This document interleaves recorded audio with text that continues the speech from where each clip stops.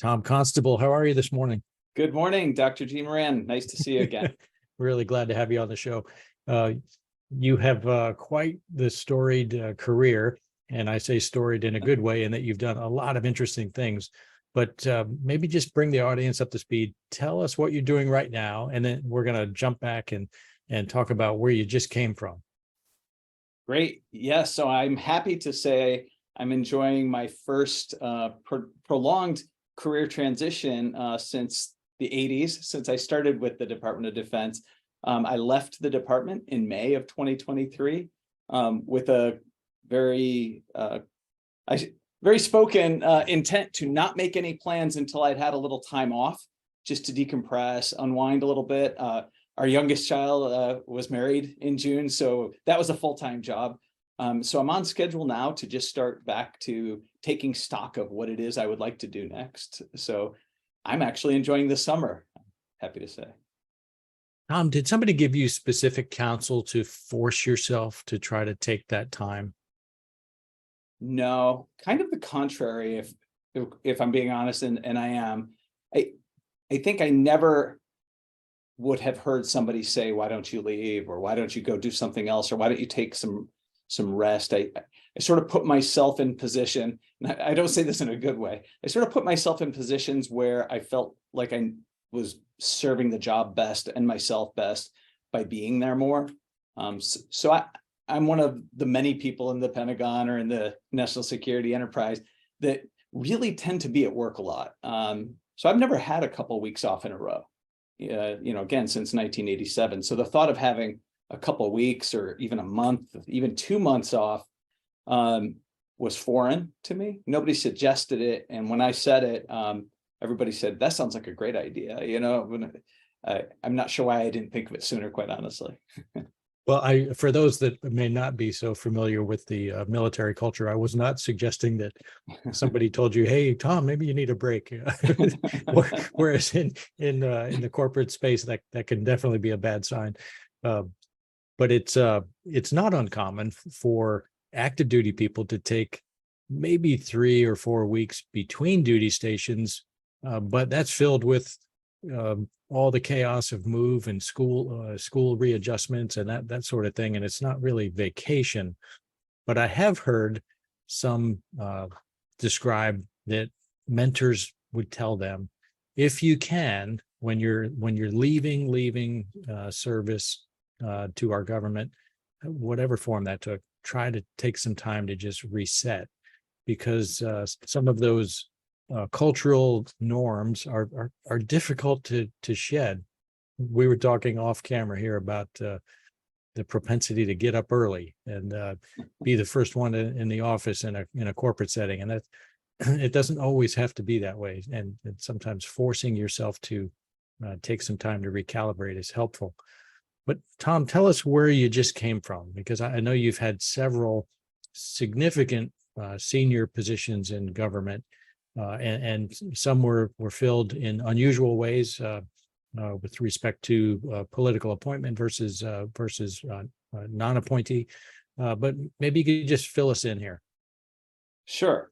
So my last position in the Department of Defense was as I was assigned as the principal Deputy Assistant Secretary of Defense for Manpower and Reserve Affairs. But on the day I showed up, I was also performing the duties of, or acting as, the Assistant Secretary, a political position that has actually gone unfilled for some time now. So can I pause you right there? Yeah. Just for those that don't necessarily get that dynamic, can you explain what that means in practical terms with respect to having a political appointed position that's not filled, and then you're the guy? Sure. From a Pentagon perspective, and probably the other departments, I can't say authoritatively, but the most significant opportunity that any administration has, I think, to influence policy is by putting those senior leaders in position. In the Department of Defense, that's, excuse me, of course, the secretary and the deputy, and then the small group of undersecretaries. And then within each undersecretary, there are assistant secretaries. And I would say now we're starting to get at sort of the element of action. That's the assistant secretary. That's really where the work comes up through the deputy assistant secretaries. Politicals also, but not Senate confirmed. They tend to be marginally less experienced, but brilliant, of course. So the policies come up through, and if you're serving as an assistant secretary, you really do have frequent and pretty demanding communication access with the undersecretaries and often the deputy secretary in the building. So it did put me in a position where many of my peers were political, Senate confirmed political appointees. Whereas I, again, as a careerist, was, I guess on paper, just holding down the fort until they got there. But again, they never came. And interestingly, prior to that, within the same undersecretariat, and that is personnel and readiness, I had been doing the same thing over on the readiness side of personnel and readiness as the acting assistant secretary of defense for readiness. So a very different skill set is in terms of what was expected of that organization, but from a senior managerial position, not altogether different. Tom, within the mRNA area, Manpower and Reserve Affairs, were there many in this position, or were you unusual in that regard? Within Manpower and Reserve Affairs, again, there's only one Senate confirmed position there, and that was the one that I was filling in an acting capacity. I was just trying to see how prevalent this this concept is, where not all the positions get filled. It's my understanding that when there's a new administration that comes in, it takes some time to get through the Senate confirmation process, and there are thousands of positions to fill, and we can find ourselves months and sometimes years into an administration before those positions fill. Yeah, that's absolutely right. So I wasn't alone, that's for sure. There are always a group of careerists that seem to be migrating to these positions, usually right place, wrong time, or the vice versa. But it is not uncommon, and you're right. When a new administration comes in, they seek to fill the most critical roles first.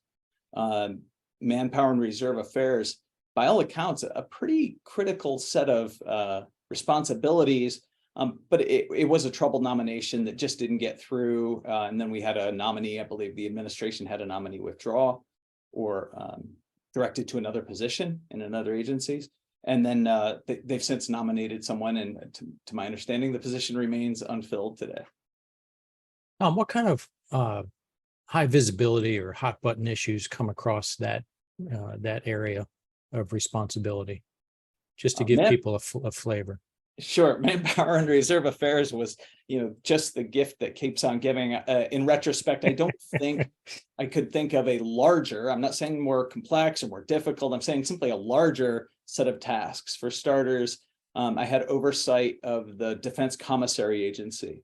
And that's a retail organization that works $5-6 billion a year in retail sales, but also 10,000 or more employees. And all that comes with that, in terms of employee unions, in terms of just simply hiring actions to replace senior leaders with very specific skill sets. And then next to them on the chart, I had oversight of the Department of Defense education activity. So we've heard of DODEA or DODS schools. A lot of people have #1 schools in the country by an objective measure this year.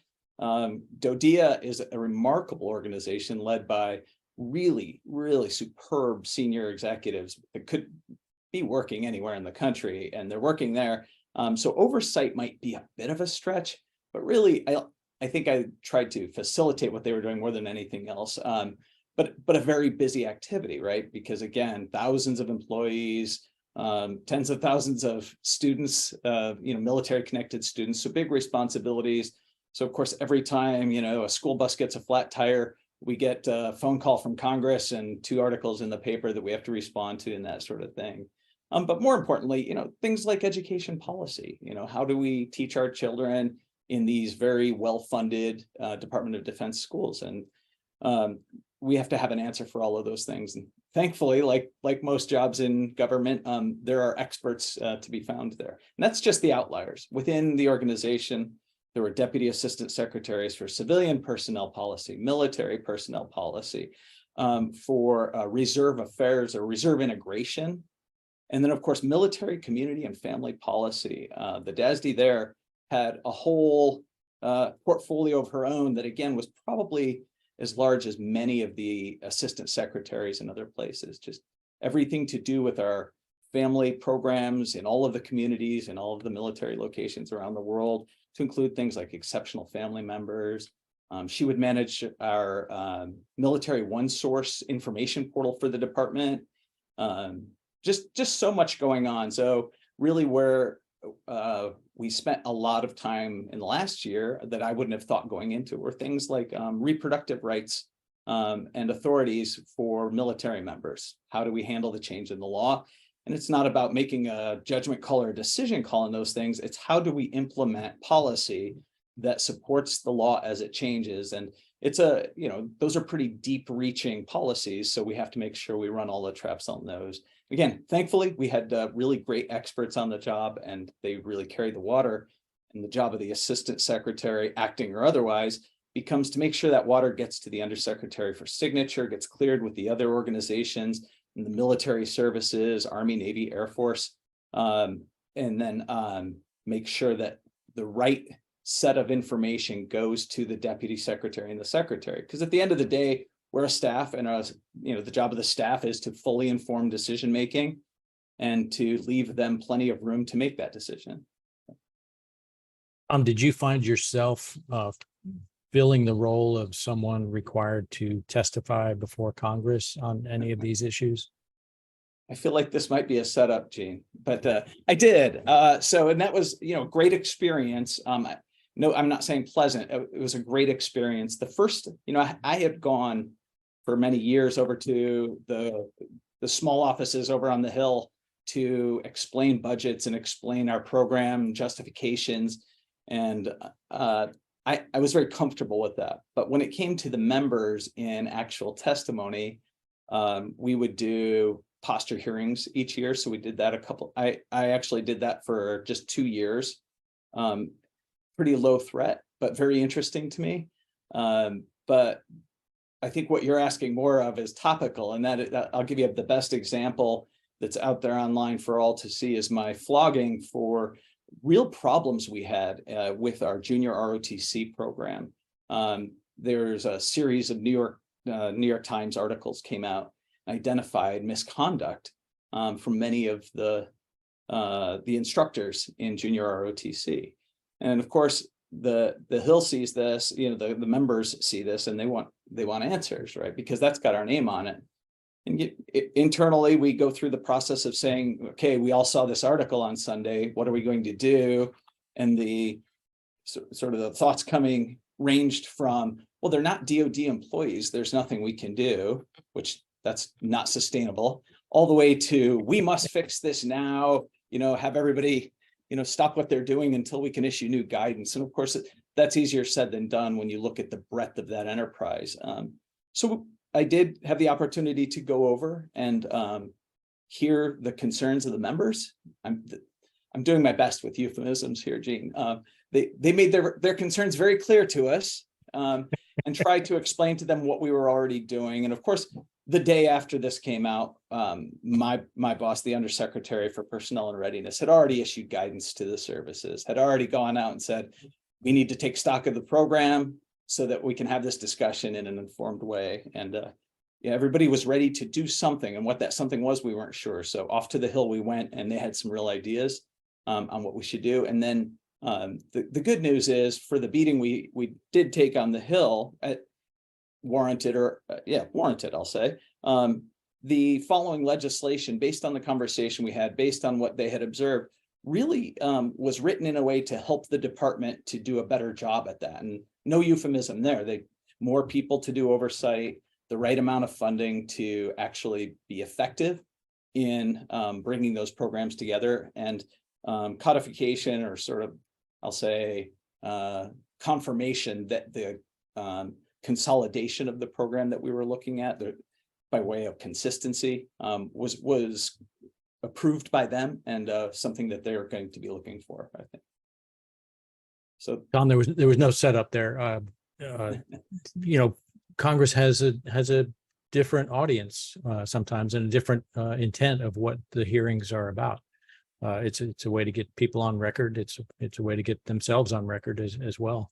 Uh, Let me ask in a more general sense, what do you think prepared you to fulfill a role like this, where you were a little bit different in that you were not the political appointee, yet you have responsibility and authority to execute, and in some ways you were the very public face of that position.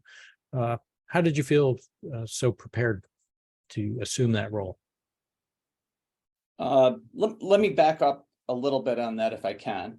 Yeah. Whether I'm acting or otherwise really needs to be inconsequential. My job in the Pentagon as a senior executive careerist was always to ensure that whatever administration is there, and I worked in this role under the Trump administration, I worked in this role under the Biden administration, two very different administrations.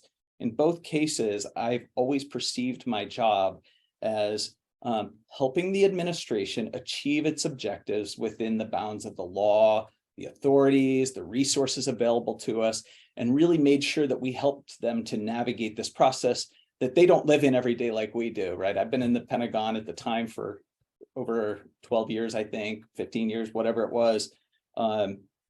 So I sort of tried to look at my role as finding a way to get the administration that hired me for this position to be able to accomplish those without causing any trouble for them down the road. There's no setup.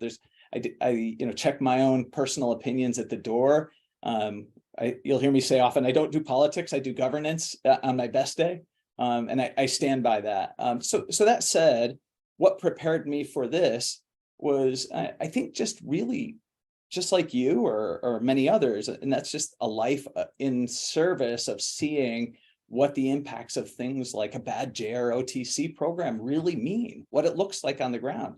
If you can get anybody to agree that, it's not a problem, then I'd be surprised. When we look at these things, we tend to agree on the big points. Nobody in the room said, we don't need to worry about this misconduct by these folks, right? It was really about how are we going to solve the problem. So to that end, whenever I would go to the Hill, that was just one instance when we talk about JROTC, so I'd rather not mire in that, but every time it goes with going to the experts and finding out what the ground truth is. And I'd like to take usually some of the source data. In this case, of course, I had read the New York Times piece, and I had it, on my kitchen table for longer than my wife wanted it to be, simply because I knew it was important and photos were there and I couldn't get the photos online as readily. And it was really, it's meaningful to me, or else I wouldn't have done these jobs.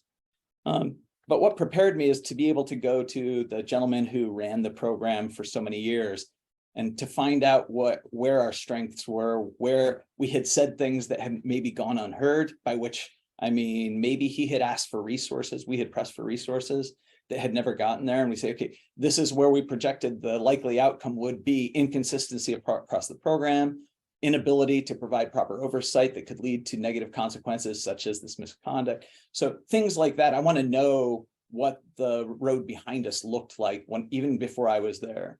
And then when I go to the Hill, I tried very hard not to, again, espouse opinions or any sort of conjecture. I really just want to be able to represent the program for what it is and for what it isn't, and then offer up any ideas that we've had that we think have merit and would benefit from the intervention of the Congress in terms of new authorities, new laws, new resources.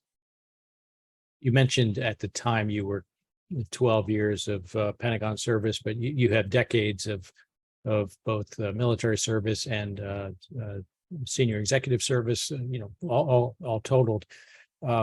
If you were a king for a day, what might you change of how we are organized in the world of defense? Are there things that strike you as in need of change or in need of review, or are there things that are particularly good that you think should be kept at all cost or reinforced?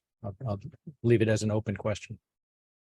No, I appreciate that question. For the most part, I'm a big fan of how we do business. Now, I'm not saying it's satisfactory across the board, but the size of the Department of Defense, the size of the US government is not to be underestimated. I mean, the complexity.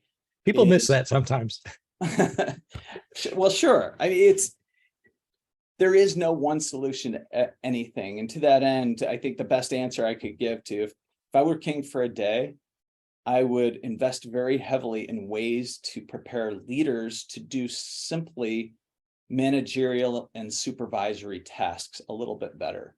I think we often hire the best engineer to lead the engineering agency, when in fact what you might need is the best strategic planner. You might need the best personnel manager. Depends on really what's in the organization and what that leader might have to bring to try to level off or balance the organization. So I think really holding supervisors a little, elevate those positions a little bit so that people understand that they have a separate role, not just of accomplishing that mission, but also of developing the team that's, that's in their care. I always thought that was an important thing of finding a place for everyone. We talk about diversity, equity, and inclusion a lot, and that predates this administration. And I think everybody knows that we try to find ways to be more inclusive all the time. I say, as a comptroller, a former comptroller, I say we do it because we don't like to leave money on the table. Why would we leave anybody on the bench, right? If we thought they had something to offer the organization. So I think the more that we bring everybody to the table to find out what they're best at, I think we all benefit. And then I say I've never fired anyone or been at the helm of a firing action for anyone. But I have had conversations with a fair number of employees where the gist of it was to say, you don't seem happy here. Where might you be happier? How can we help you find a job that's more meaningful to you? Or find that person that's pretty sure that they know more than their boss. And I always like to be the one to tell them, that's a pretty good indicator that it's time for you to seek a promotion, right? If you've been doing the same job for 10 years, you better know the job really well. Maybe it's time to move up or move outward, or take on some sort of reskilling opportunities. I think those are the things that are important. We treat management and leadership sometimes as tasks that just come with the job, when in fact I think that those are skills that really need to be developed. And it's not exciting. It's not horribly interesting to everybody when you get the best warfighters. Sometimes it's hard to get them to take off the hat and sit down and say, let's talk about your career development. So it's just two different sets of tasks, but both equally important if we want to sustain what we're doing. In the active duty ranks, there are usually career paths and schools and rotations and times where you're continually developing additional skills, preparing for those future roles. Did you see that in the civilian ranks of the Pentagon, or could that be an area such that you describe where people might learn more about some of these sort of more fundamental tasks of leading and managing in a bureaucracy? Yeah, I think the opportunities exist. Again, it's not consistent across the organization. That's unrealistic to think that anything as large and complex is going to have the same answer everywhere. But I will say organizationally, the department has many opportunities for people to learn more skills, to perform more functions where they'll gain more experience and actually achieve, promotions down the road, or the opportunity to serve in other positions. But it all really starts with the employee. And that, I think that meant less to me the first time I heard a career manager or a branch manager in the Army say, you are your own career, you are your best career manager, which I think, okay, I mean, that kind of puts it on me. I'm pretty sure that's your job. Your job, your title is actually career manager. So, but looking back, I don't know, my resume is very scant on how this all came to be, and I won't bore you with the whole story, but I have never found a barrier to transition within the Department of Defense that did not come with a map, a roadmap of how to navigate it. And that goes from the first time I enlisted in the Army band in 1987 to do nothing but get some college money, because I felt like I was wasting my parents' money at school and a lot of time. Plus I had met my wife. It's a long story, but I went off to be a musician for 3 years. And I distinctly remember telling somebody, offering a pre-commissioning source, no, thank you. I'll be gone in 3 years. Okay. So that was 1987. And then time went on. And if there's one theme as I go through this, it is that every job brings with it, some stuff you probably don't enjoy, but there's usually something you can find that you like the best about your job. And what I've tried to do, and I try to counsel others to do if asked, is find that thing and make it your job, right? So I enjoyed playing music at the time, and that's about all I was doing. I was a kid, for heaven's sake. So I did that for a few years and then realized quickly that somebody had to do the operations planning and scheduling and coordinating for all of those events that we would participate in. And soon I said that this G3 stuff is much more interesting. These operations and plannings guys have a lot going on. So I would go over and I would watch them and I would try to hover over there. And then soon I saw an opportunity to go to officer candidate school, and I put in for that. And, I was very excited to end up in the field artillery, which I'll say for the record, and you can edit this out, Gene. The paper came in the mail and it said FAOBC, which OBC I knew, Officer Basic Course, because I've played those ceremonies, I've attended those ceremonies.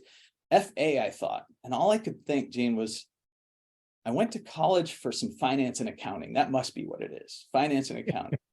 And then I thought more of it, and I thought, you know what? I think it's field artillery. And my wife said, which one is that? And I said, I used to run at Fort Riley, Kansas, on the top of the hill on the loop and pass all the brigade headquarters. And I said, I think it's the one at the end with the cannons.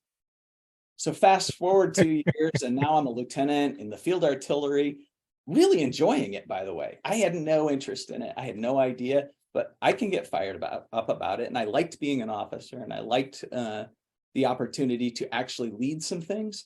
So I got a good taste of it there, did a lot of time in the light artillery and really enjoyed that. But it wasn't a keeper, but the career progression led me to, so that path you talk about led me to command a battery. Performance, I suppose, or an inability to say no led me to a second command, and that was great. But then what? And I thought, well, I'm certainly not going to be an artilleryman for life. And having been in a training environment, I hadn't done that. So I had an opportunity to be a speechwriter. So that was really neat. And had I not gone there, I would not have been down the hall from a civilian who was the comptroller for the installation, who used to tell me about being a comptroller. So when the opportunity came to put in for that next round, I said, well, I like this part of my job where I'm running this little financial thing with this guy in the hallway. So I put in to be a comptroller, and off I went to Syracuse University for the comptroller program, and then came back to the Pentagon as an Army intelligence resource manager. Again, not connected at first look, but there were things at each place that I really enjoyed doing, and I wanted to carry those forward and shed the last. So now I'm in the Pentagon. I like it a lot. I'm working just in this little niche resource office, not even the Army budget office, nowhere near it. They didn't like us very much, actually, because we were kind of outliers, but it had me working closely with a woman up in OSD comptroller who managed the intelligence accounts for the department. And I couldn't help but notice that she was very, very smart, very, very quick to make decisions, make things happen. And I thought, wow, that's pretty great. And one day she called and said, how would you like to work up here doing that? She was getting promoted, and I said, that sounds wonderful. So again, what I liked about the job was less about the Army staff work. I didn't love being in a skiff all day. She had an office with 2 windows in it, and I thought that was pretty great because sunshine. So up I went there, and I took forward what I liked, and that was I liked making sure that all of the requirements for theater were covered. That meant a lot to me, to make sure that all these deploying units were actually getting the resources to get the equipment to the field on time. And I saw that she had a better seat to do that than I did. So up I went, and you get the idea. From there, it was sidestep to being a G8, which is a little bit more comprehensive, where you actually get to do your programming, all of your out years for funding. And if I'm going into geek speak here, stop me. But just some of the financial projection for years to come, all the way through spending the money that comes in that year, all the way through auditing those same dollars as they're spent. So it's a pretty neat view. And I knew that that was a perspective I had not had yet. I'd had a piece of it here, a piece of it here, but putting it together was important. So what I expected to gain from that next transition was just a good look at what the whole picture looks like. And I think having done that for a few years in US Army Africa, really set me up in a nice way to come back to comptroller as a senior executive now, where I had a good sense of what the process looked like, how it all came together, who was who when it came to joint funding and how all of those processes worked, and worked in comptroller. One of the bigger portfolio pieces I had there was readiness. Met a woman in Cape, the program office in Department of Defense, was doing the same thing for a different set of years, a different set of strategic objectives, working with the Office of Management and Budget over at the White House, who was doing the same thing, but on a grand scale, balancing across departments. So I had a small piece of the larger picture that the other woman in the building had, which was just a part of what the White House had. It all came together into some really important and really developmental, I thought, readiness discussions. And I learned a lot from those people. Fast forward and had the opportunity to go do readiness for that same person who was now the assistant secretary for readiness, said, I need a principal deputy. So you see the financial skill, the artillery skills led to the writing skills and the comptroller connection led to my first job as a comptroller, led to from Army to OSD, from OSD, doing just budget formulation, primarily budget formulation, to where I had an opportunity now to be the readiness person. And I thought that was pretty great. And then I think I've talked about the rest, but the point is, I always say, leave the gun, take the cannoli. You don't like it, leave it behind, leave the bad stuff behind. You don't want to be connected to it, just disconnect from it and take what you like and go forward. And I always felt like where there was no roadmap, where there was no clear playbook for how to get to the next step, all it really took was looking around, reading, asking around, and carving my own path. I don't think it's repeatable necessarily. I understand. I was very fortunate. I had great bosses. I've never in the Pentagon, never once did I think I have a bad boss. And I think that made all the difference, because when I asked about doing something different, I did a lot of work. I think that's my end of the deal. Was I always tried to be productive and do the job, keep a clean security clearance, be pleasant to work with, those sort of things. But they always supported the opportunity to go to the next thing. And I think that's how I was able to do some of the really cool jobs, especially toward the end, that I would not otherwise have had a chance. What shines through for me, Tom, is an openness to accept that there could be something else for you, and having a willingness to pursue it and expressing an interest in it. There's a responsibility there to let people know what you're interested in, what you want to do and can do. And sometimes things just unfold in a way that, as you suggest, there's no direct book or written pathway to follow this. I would say, while your exact path may not be one that could be followed, the general opportunity does seem to exist, especially within this large bureaucracy. Tom, if we were to meet 5 years from now in a setting like this, I don't know if it will be on Zoom, but what do you think we'd be talking about? Well, I think that would allude to what comes next for me. And I genuinely don't know what that is. And I'm very, very, very calm with that, actually. I'm not sure why, but maybe it's all the sleep I'm getting now that I'm not commuting every day, Gene. But I think, I'm of a certain age. I'm 56 years old now. So, I still got years left in me, but I'm not young. I think that one of the things I would like to see more people do, and now I want to now I have to live with the advice I've given. And that is, I feel like it's my job to do some teaching now. And so I really want to try to find a position or something where I can maybe influence how people look at their careers, for one thing, because I still try to review every ECQ, if that's a common term. Those are the standard essays that must be written if one wants to be a senior executive in the government. And they take a lot of work. And one thing I really enjoyed doing is helping people to write those so that they will get through all the wickets so that they can become a senior executive if they want to. I like to find military officers who are sort of ready on paper to retire, and they want to transition, but they haven't thought through what's possible. So I like to see those people. I want, whatever I do, I need to preserve a space on my calendar and just in my reading to try to continue to work with those people. I think, there's an old learning model that says see one, do one, teach one, right? I think I was told that that was a medical school thing. If you watch somebody do something, you get a certain amount of familiarity with it. And then the next thing you do is, you pick up the scalpel. Now you do it with the expert there with you, your mentor, your teacher there with you, so that, you're really performing, but in a safe space. But if you really want to master something, the next step is teaching it. So I think if I had to pencil sketch a career, I would think you would spend the first, third of that watching, learning, just learn, go to school, take as many special assignments as you can, special projects, first in line to go brief the Hill when the opportunity comes, things like that. And then you spend the middle years where I felt sort of my sweet spot, and that was doing. And I really love doing.